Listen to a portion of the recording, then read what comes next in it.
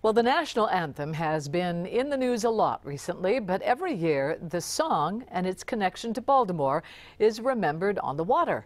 Alex Dimitrick reports on the Star-Spangled Buoy.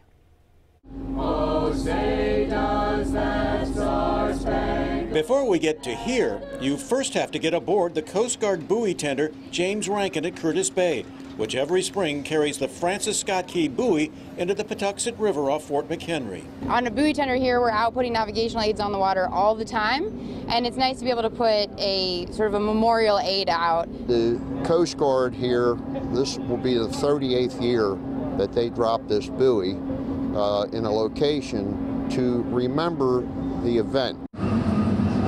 Remembering the War of 1812 means traveling under the Beltway today, faster than the British ever moved when they bombarded Fort McHenry and where Key wrote his poem. Of course, it took 117 years before it eventually was officially declared our national anthem, but yet it was always in the minds and the hearts of Americans. For some, this is a return trip, too good to miss.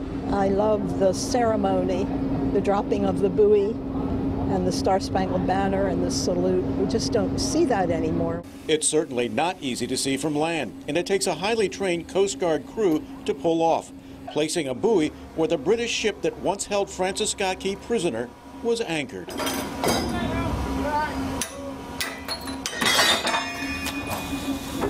the land of the free and the home of the brave. Alex Dimitrick, WJZ. And the buoy will remain between the Key Bridge and Fort McHenry through the summer. The Coast Guard removes it during the fall.